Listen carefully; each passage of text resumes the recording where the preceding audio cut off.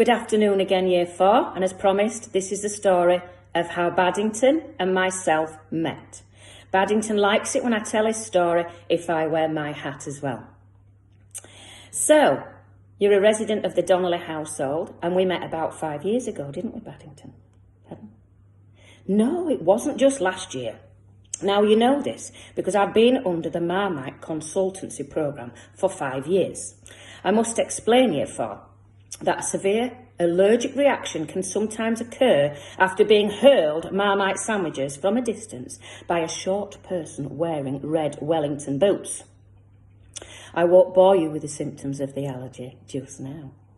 And so we met about 5 years ago on November the 4th, which was, of course, Mischief Night. Do you remember, BADdington?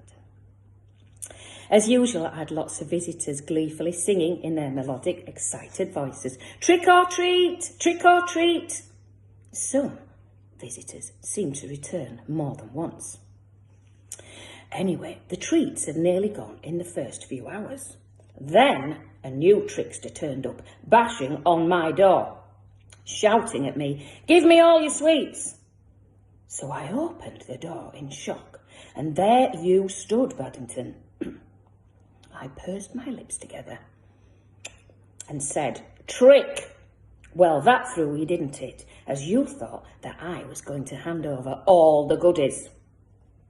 With that, BADdington furrowed his brows and glared at me through narrowed eyes. His pupils became as black as coal. And then, from a deep within his bear-like chest, I heard a deep, angry, low growl.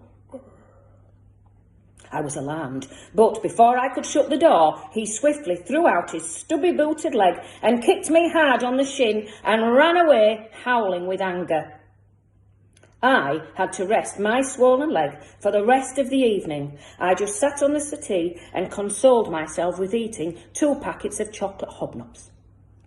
Well, the next morning, I limped downstairs and threw open my curtains to let the day begin.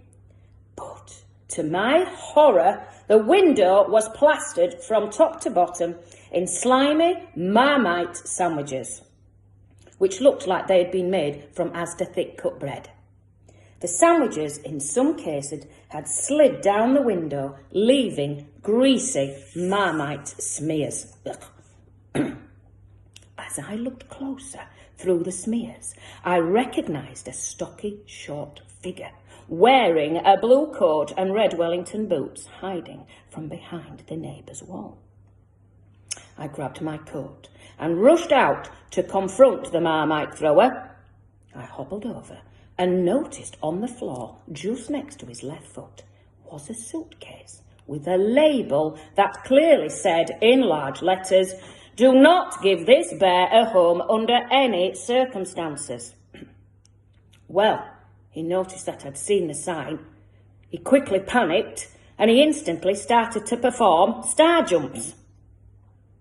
Why star jumps, I don't know. Anyway, to cut a long story short, he now lives at the Donnelly residence with me on the proviso that he changes his behaviour. Well, you have done, haven't you? You've made a start, slightly. Sometimes, though, we do have blips. If he doesn't get his own way and refuses to tidy your bedroom, I may come down in the morning to a trodden-in trail of marmalade sandwiches. But we have made progress. This only happens once or twice a week now, doesn't it?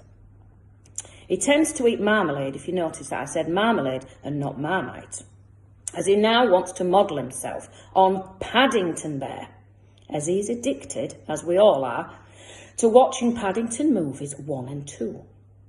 So, like everybody in the Donnelly household, he now has a new enterprise to earn money for his marmalade allowance by doing demonstrations on how to create the perfect marmalade sandwich. You haven't got any bookings yet, have you? But we are trying. And that, Year 4, is how BADdington and myself met. I hope you enjoyed that, and I will talk to you again tomorrow.